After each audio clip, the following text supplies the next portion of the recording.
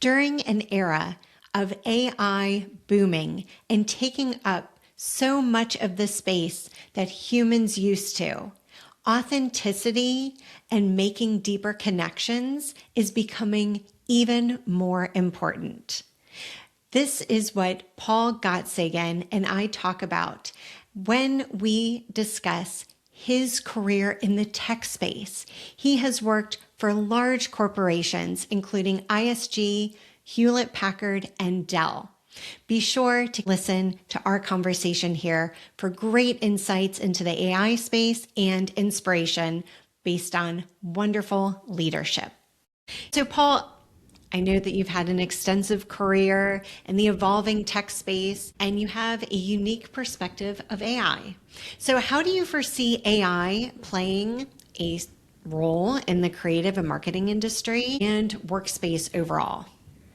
That's the big item of the day. AI Yes. is the tidal wave inflection point that's dominating all of our lives, and I think it'll impact our lives beyond really where our imagination can take us. And you have to understand, I look at AI from two perspectives. I'm a chief marketing officer of an important consulting firm named ISG, and so I'm dealing with the day-to-day, how do I transform my marketing team and everything we do? And at the same time, the broader context is that our firm, ISG, is an AI-centered leader in helping Global 2000 companies go through this transformation overall. So I see it from both sides. So while we're helping our clients with things like how to govern AI and do change management, things like that, and transform their operating model, within our four walls, Mhm. a couple of years ago, we started just reinventing what marketing means for ISG and how we stay two steps ahead of the curve. And it's one of the big aha moments I had in this journey was a little over a year ago.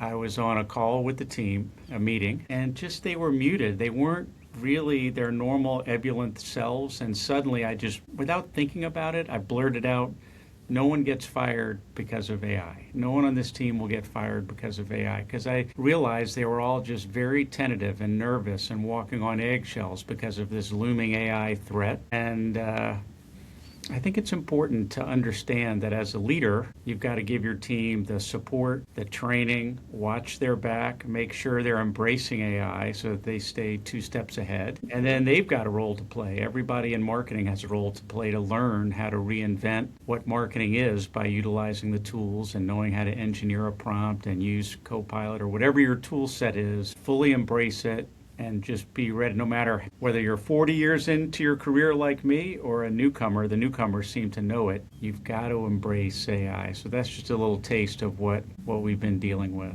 But it's been thrilling. I love that you're excited about it. And talking to different people about AI, there's people at different ends of the spectrum. There's people who see AI as a wonderful tool that will help to enhance our human experience. And then there's some people on the other end of the spectrum that think that AI is really going to take over and start creating things and just make everything really not possible for humans to step in at all. So what is your take on that other extreme? Because The there answer are to that, people. the answer to that choice is yes, both of those. And if you're not careful, think about like I have three kids, wonderful kids. I don't know their phone numbers. They're grown up. I don't know their numbers because my phone acts as my memory for things like that. So I don't have to worry about it. I probably should know their numbers, but I don't. AI is a way to not just outsource my memory. If I'm not careful, I can outsource my thinking. And that's really the big danger with AI. If you're in any sort of information-oriented company or job and you start outsourcing your thinking, you won't develop how to think, and that won't lead to anywhere good. So we have a lot of guardrails within our firms because like our research doesn't come from that sort of AI. We might spruce up a press release or something like that. So you have to be very careful that you don't let AI flatten the intellectual property of who you are as a person or a team or an organization. But then the big change, there's a lot of every Fortune 500 company right now is dealing with board level demands to govern AI. They recognize that it could really damage your brand if AI does go ungoverned. So there's a lot of work to be done, and clients and companies all over the world are investing in okay, how do I govern this thing? Because if you stay away from it and say, no, there's some scary elements, I'm not going to invest and train my team,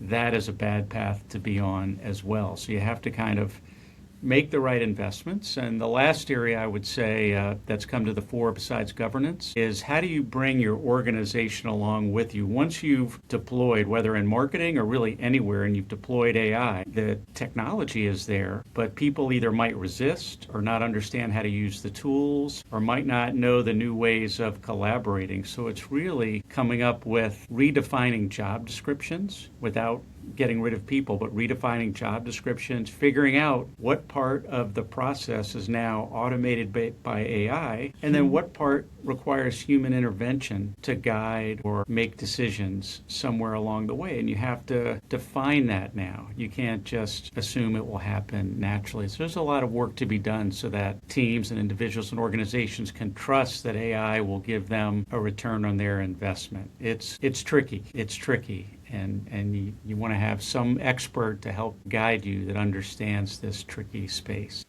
Yeah. And I'm not expecting you to have all the answers. This is a topic that we'll continue to explore. But so I hear that it's important to have guardrails, and it's important as humans to continue to use those muscles of thinking and memory and creativity and so forth. Of course, as a business owner, there's that bottom line.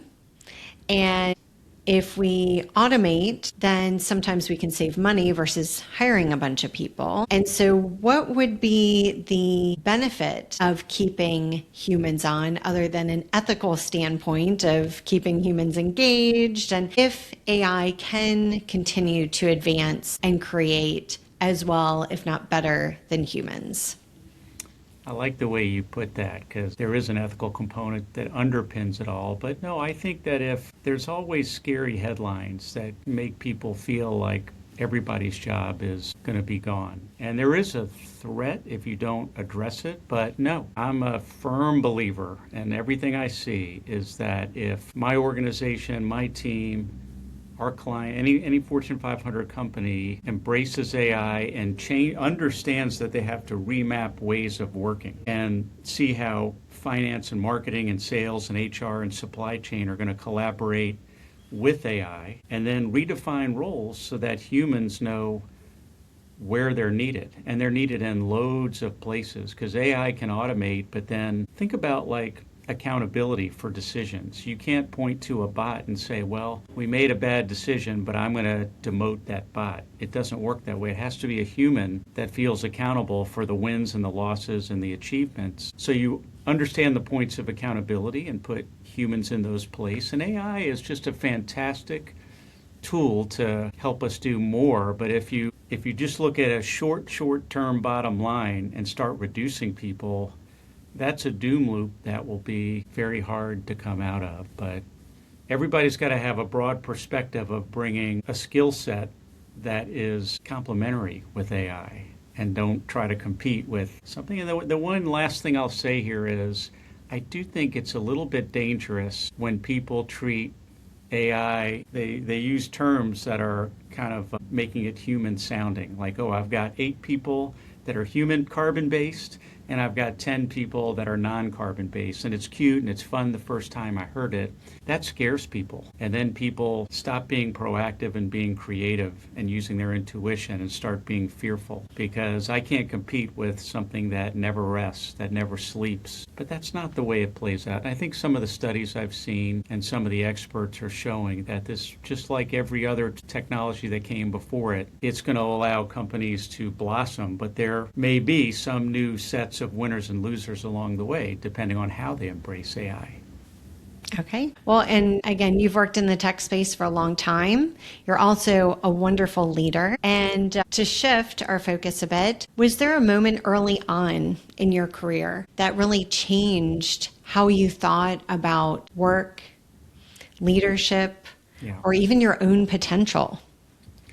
You know, I'll give you an early one that's a little humiliating, but it's in the past. And I was new. I was doing really well in my career as an individual contributor. And I got what we all wanted. I got promoted, and I had suddenly 6 people reporting to me, which is very exciting. That's everything I wanted. I wanted to climb the corporate ladder. And it took about 3 months for all 6 people to abandon me and job post out from working for me. And the reason why, the root cause of that problem was I had a great mentor and a boss. He was hard-edged. He had a style that was different from me. It worked for him. He was awesome leader, and I copied his style, which was a huge mistake because I just have my own soft-spoken, understated style that works really well. I kind of proven to myself you don't have to be really loud, you don't ever have to yell or curse or anything like that to inspire and engage people, but I learned that the hard way. I tried to copy someone else's style, thinking that's the one way to manage people. Sometimes the biggest challenges that we face, even though they initially seem like failures, they're actually really important lessons to help us catapult into the next level version of ourselves. That is exactly what happens with Paul as he fails a team that he is leading based on copying another person's style. So if you are struggling with something yourself and you're looking for support to help you navigate this gap that you're experiencing, be sure to click on authera.com and schedule a complimentary call with me today. Now let's continue to listen to Paul's story. The amazing thing is I went from crash and burn, terribly humiliating experience to a lot of people wanting to work for me and a great coaching tree of people that have worked for me. But what I always tell my team is you don't have to be anything like me. Pick up some tips from me. I think the most important thing, one key to success in leadership is be yourself. You could be that hard-edged person. He was awesome. Not everybody could handle that kind of abrasive style. I could. I loved it. But be yourself, and that will take you far. And that, as we move from back in those olden days to today, it's even more important to show kindness and humanity. I don't get over personal, but I like to share who I am as a person to my team because I want them to understand a little more about me so they can trust me and believe in me, and I feel the same way about them. I know the name of all their kids and their pets, and if their mother's in the hospital or something like that. I don't just act like I care, I truly care, and they care about me. And I think that's a big change from 35 years ago. There was a wall. You didn't show that personal side in a staff meeting or in a one-on-one. It was sort of beside the point.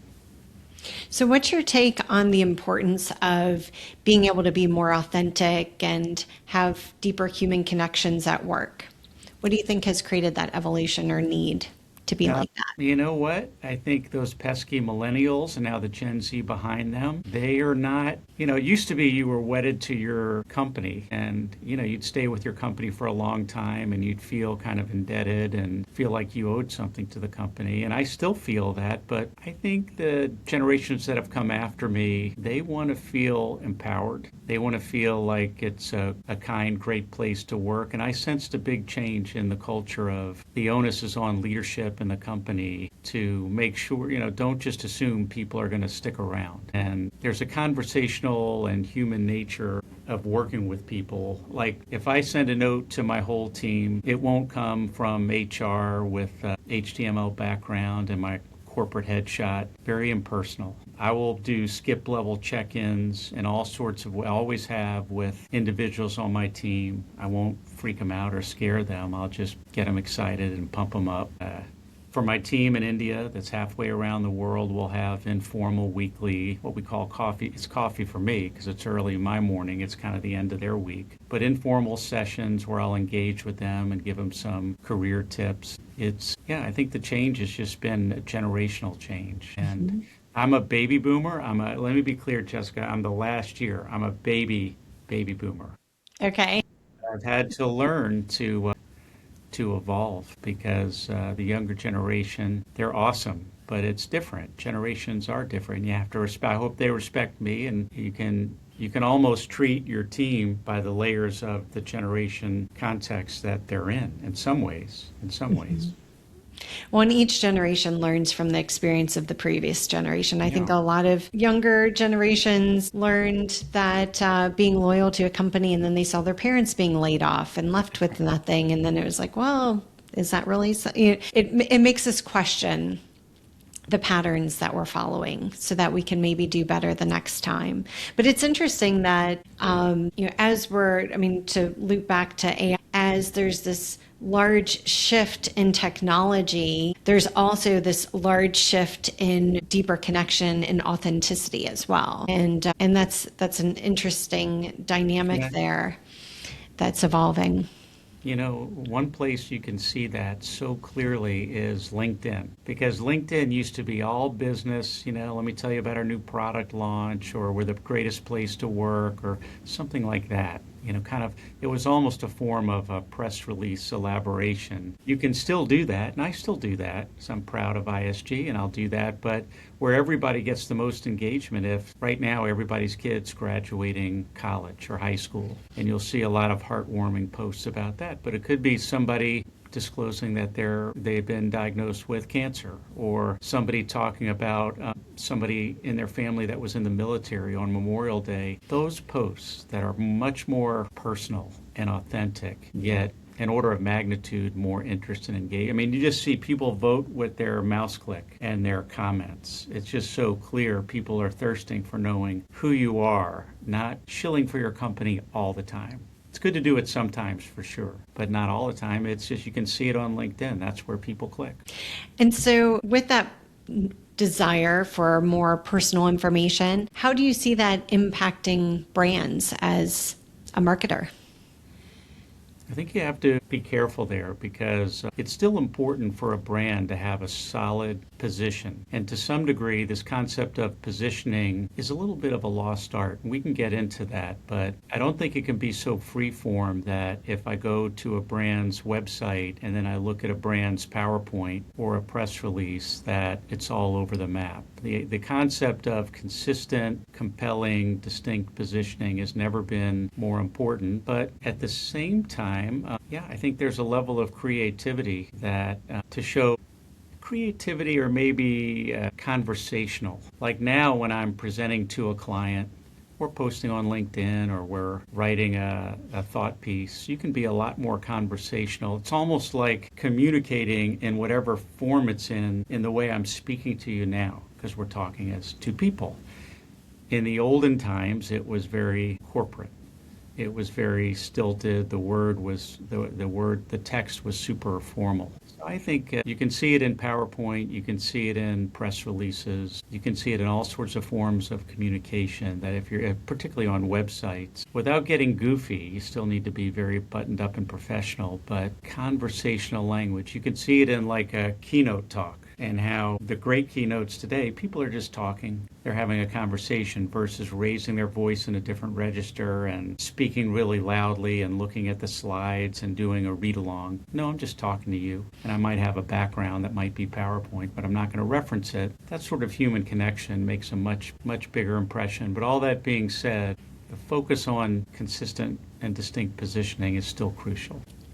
And positioning is something that you talk a lot about. How did you develop that skill, and why do you think it's such a lost art? I developed it at a company that's part of Hewlett-Packard, part of HP now, called Compaq. They were the original manufacturer of the portable PCs, and they moved on to regular PCs and servers. And Compaq was up against IBM, which was 50 times its size, and it had to do something really good in marketing to survive. And what it did was develop a team of people that were excellent at positioning the company and positioning products. So as a junior person on this hallway, you learned from your elders all the details around positioning. And I think as MarTech took to the fore, marketing technology, that became a bigger focus. And I worry sometimes it's garbage in, garbage out. You can have a great tech stack, but especially as the world became remote and you're not on a hallway, it's a harder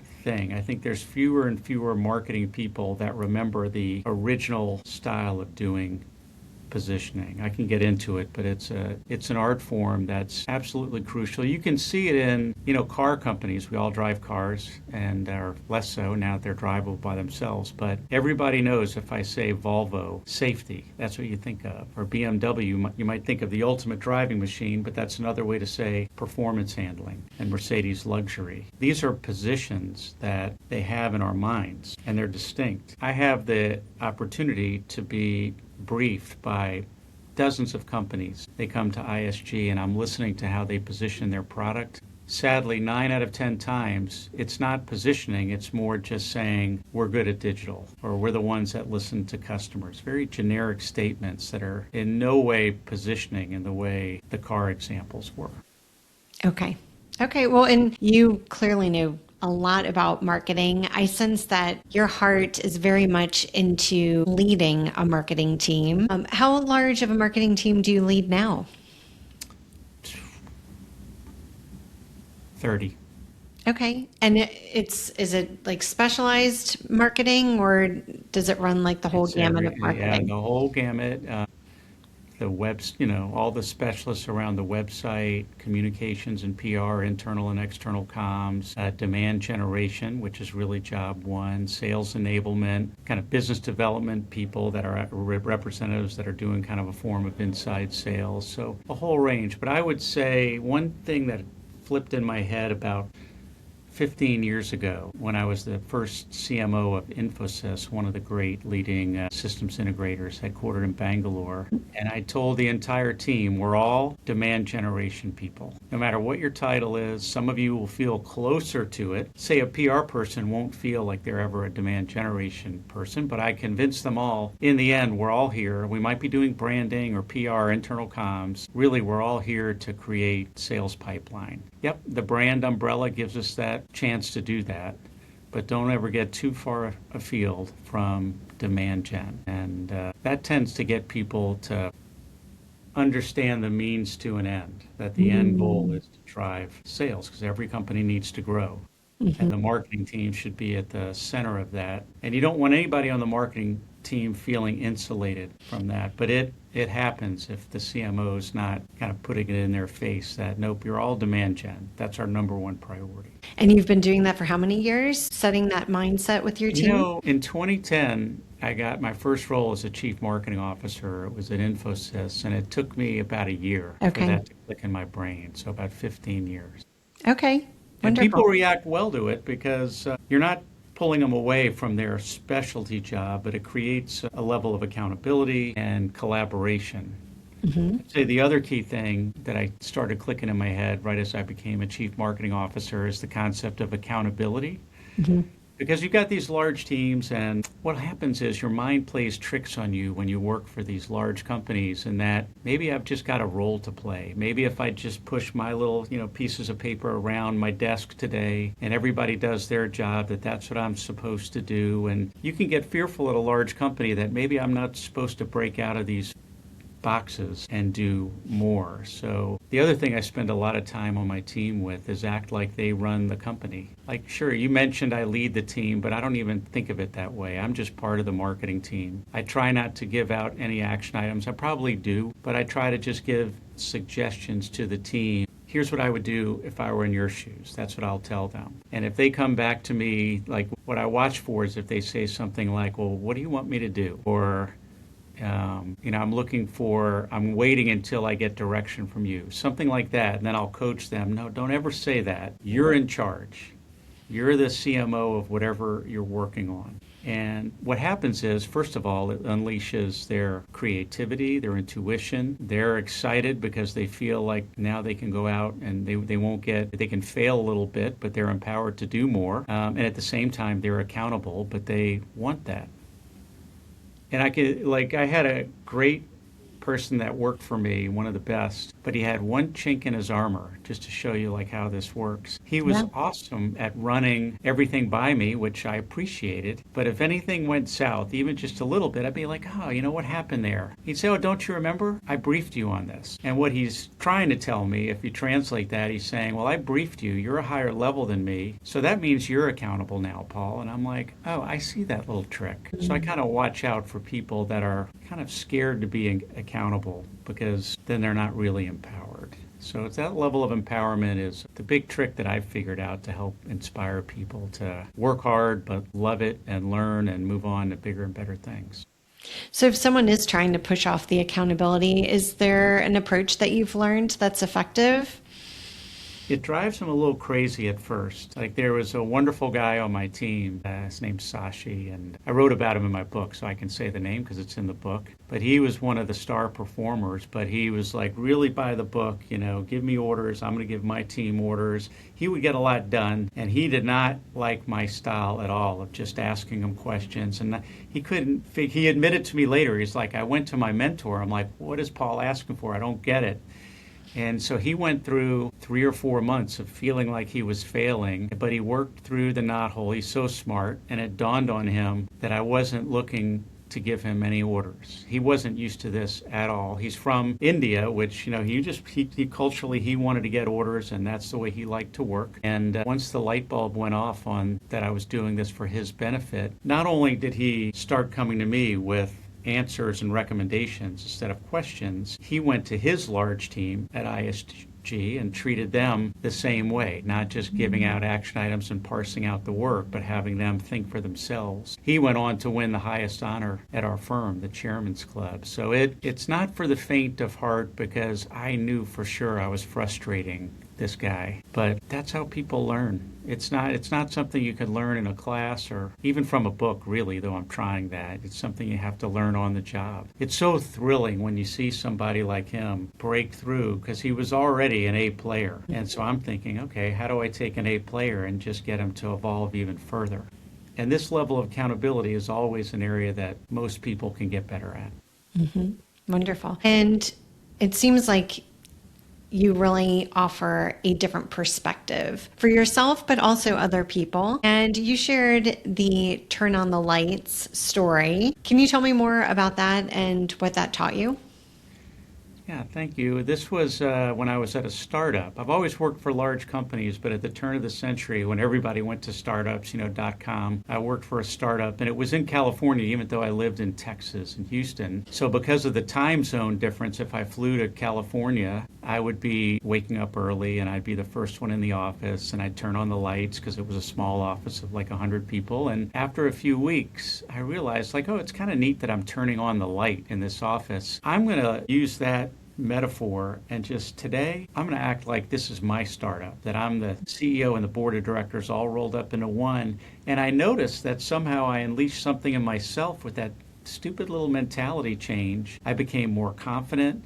I became just more decisive. I got more done. I wasn't stupid about it. I still paid attention to my boss and norms and things like that. So then I went from the startup to co-leading enterprise marketing at Dell, really large team. And I just talked to my team. I said, even though you're not Michael Dell, there's only one person with his name on the building, I want you to all act like you're at a company where you turned on the lights and you're the leader, and go through your whole day with that level of confidence and decisiveness and accountability. And that was it started with literally me turning on the lights, and now it's part of what I preach to anybody that works for me. It's just a way for them to feel great about going above and beyond and not just playing their defined role. Because I'm not smart enough. No leader is smart enough to parcel out the work and give the exact correct action items and come up with all the ideas.